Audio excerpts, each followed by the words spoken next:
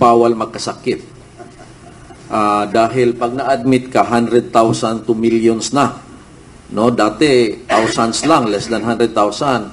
Dahil nga ang value ng peso lumiit na, plus talagang konti lang ang nare-release ng PhilHealth. So hindi katulad sa ibang countries na by percentage ang tulong. Give an example po sa Japan, 30-70. So sabi doon, kunwari na-admit ka, 30% lang ang babayaran mo, 70% ang sa gobyerno. Nagsusorry pa nga yung hospital sabihan yung pasyente na, sorry po, may 30% pa kayong babayaran. Pero kung hindi naman po kaya, pwede yung 30%, gawin na natin hulug-hulugan.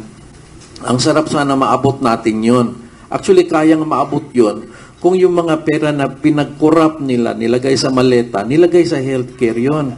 Kasi po ang tao, kahit gaano po kahirap yan, pero kung ang kalusugan niya ay protected dahil malaki ang tulong ng gobyerno sa health, ang pakiramdam natin po ay mayaman po tayo.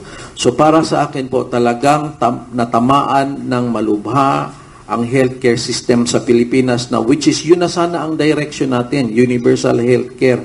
Kaya lang hindi natin nararamdaman dahil yung pera na sanang gamitin ay ginamit po sa corruption. Dagdag lang ako dun sa comment ni Dr. Mata, no, anong tungkol about itong PhilHealth. Alam mo, when I was Secretary of Labor, naging ex-officio member ako ng board ng PhilHealth.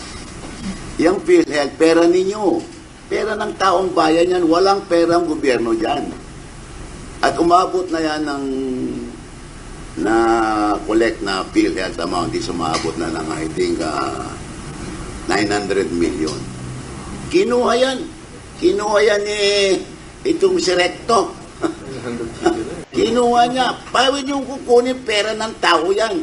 Kaya kung pupunta kayo sa hospital, walang ibibigay na tulong ang PhilHealth. Dahil wala na silang pera. Kinuha.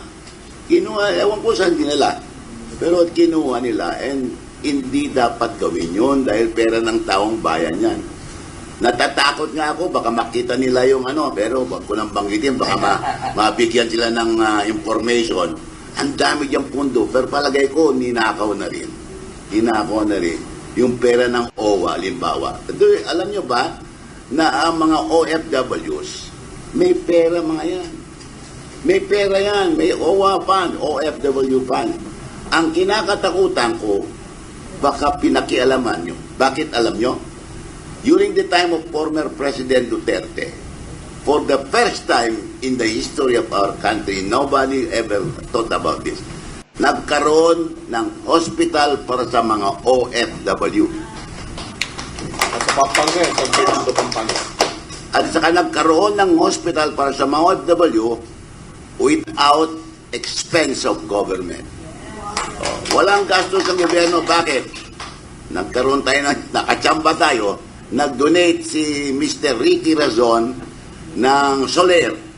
He donated voluntarily, wala naman na humingi sa kanya, nag-donate ng 600 million. Sabi ko sa kanya, Mr. Razon, anong gagawin ko dito? Bahala ka, sabi sa akin. O di, nag-isip ako, we need a hospital for the OFW. Pero kako problema, saan ilalagay yung hospital? So naghanap ako ng location for the hospital. Nalaman ni Governor Pineda ng Pampanga. Sabi niya, Sek, i-donate ko sa iyo yung 2 hectares dyan sa San Fernando, Pampanga. Donate ko. Doon mo lagay ang OFW hospital. Doon nilagay. You know, magkano yung worth ng 2 hectares? 500 million. So, 1.51 billion na yan. Nagkaroon tayo ng hospital. Nung yung yung groundbreaking, sumama si former President GMA, kasama si Didi Domingo, who was then the chairman of PAGCOR. Naglalagay kami ng lupa. Sabi ni GMA kay Didi, "Oy, Didi, nagbigay si Mr. Razon ng 600 million, nagbigay ang si Governor Pineda ng lupa. Anong may bibigay ng PAGCOR?" Sabi ni Didi, "Ma'am, sagutin ko na ang medical equipment ng hospital." 200 million for the medical equipment of the OFW hospital. And that hospital is really intended for OFWs, meaning lahat ng mga OFW, pag nagkasakit, sila pupunta dyan, kasama ang kanilang pamilya, asawa, anak, kasama yan, libre. Libre. Pero ngayon, nabalitaan ko, wala daw pundo, wala daw binibigay. Eh, saan dinala yung pera ng mga OFW? The demand at the time when I left was about 20 billion. Nung iniwanan ko yun, ewan ko baka saan naman napunta yun. Pero may pera mga OFW, kaya meron kayong mga kamag-anak dyan, you inform them na meron silang pera. It is supposed to be under the, anong tawag, yung alaga ng OFW yan, ng Department DMW. of Migrant Workers. Yan, pera ng OFW. At saka yung hospital na yan, libre. Walang bayad ng ng mga OFW. Kaya alam niyo mga OFW, pumupunta sila diyan.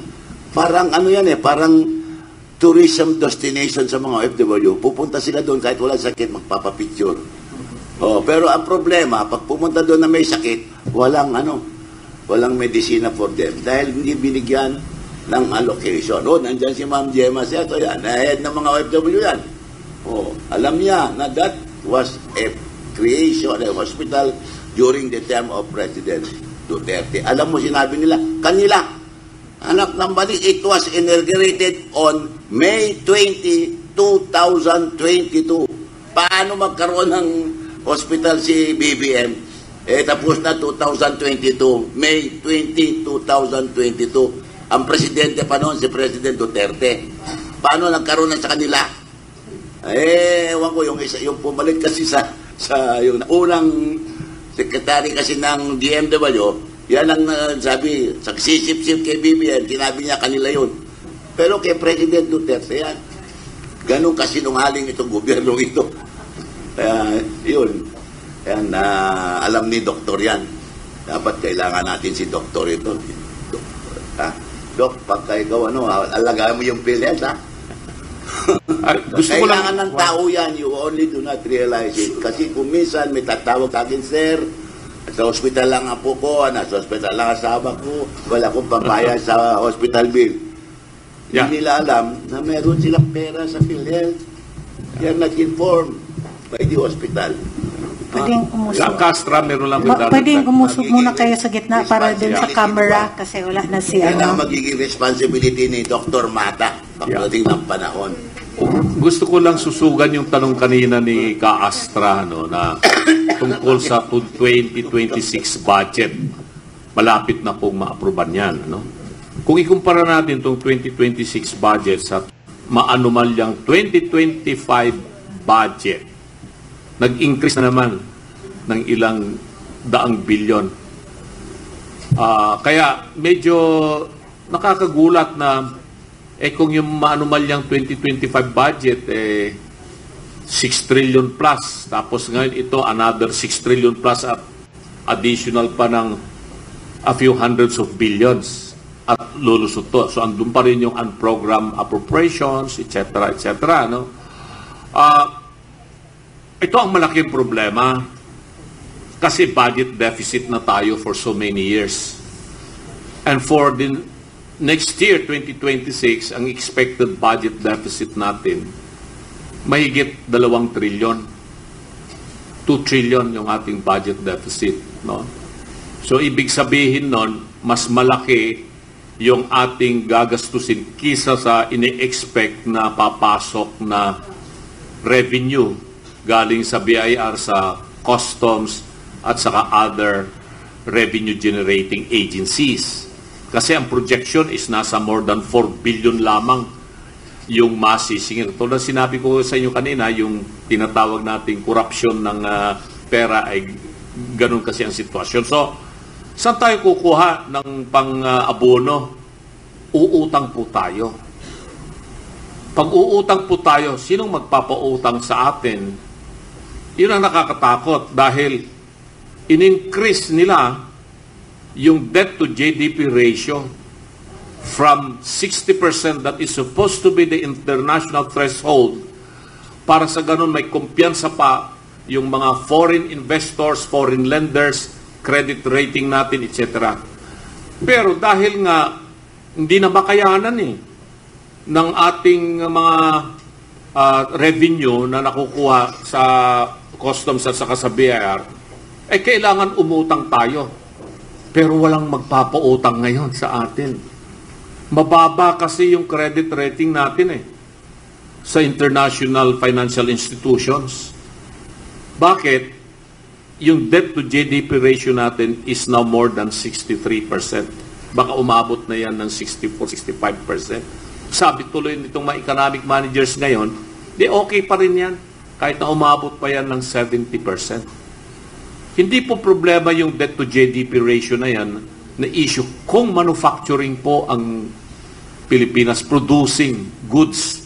Like for example in Japan, napakataas ng debt to GDP ratio because they are a manufacturing country. Same also in China. Masusustentuhan po nila yan, mababayaran po nila. Kahit na umutang po sila ng umutang. Pero ang Pilipinas, no, we are a consumer economy.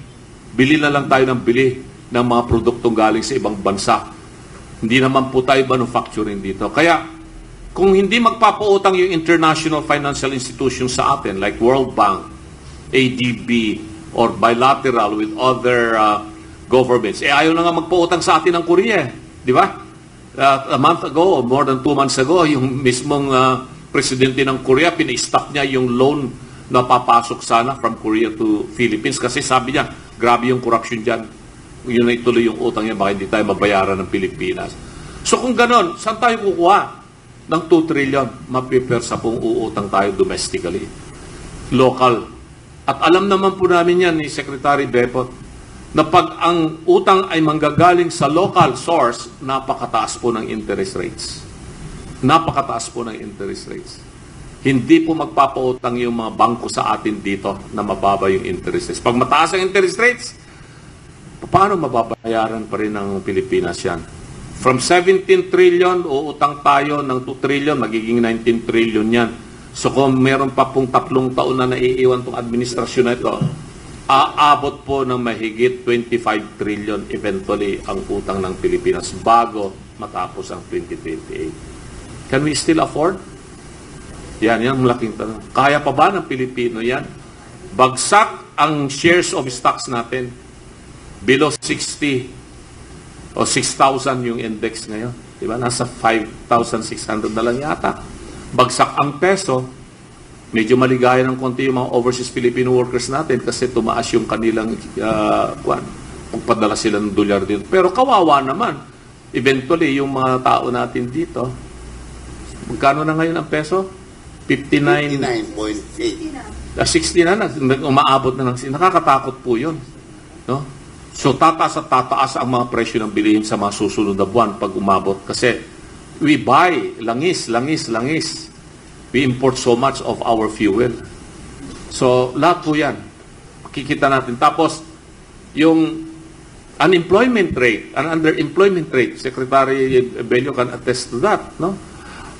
Ewan ko lang kung tama yung nilalabas nilang statistics ngayon na bumaba raw yung rate na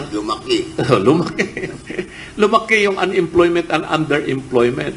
Lalong-lalo na po sa agricultural sector kasi umikot po kayo ngayon sa buong Pilipinas, lalong-lalo dyan sa Central Luzon dahil andyan yung malawak na taniman ng palay. Tamad pong magtanim yung mga farmers natin ngayon ng palay for second crop. Ayaw pong magtanim kasi sabi nila, mas mataas pa yung gastos namin sa land preparation, yung farm inputs namin. Pagdating ng anihan, sobrang mura yung palay. Sobrang mura pala kasi ang daming imported na bigas. So sabi tuloy ng mga magsasakang nakakausap natin, Attorney, hindi na kami magtatanim kasi may pangako naman ang gobyerno. May mabibili rin lang pa ng 20 pesos per kilo na bigas. Paano tayo? No? Yun ang mga sitwasyon ito na abangan po natin. Dulot po yan lahat, sabi nga nila, dahil sa issue ng corruption. Kaya po ganun ang sitwasyon ng ekonomiya po natin.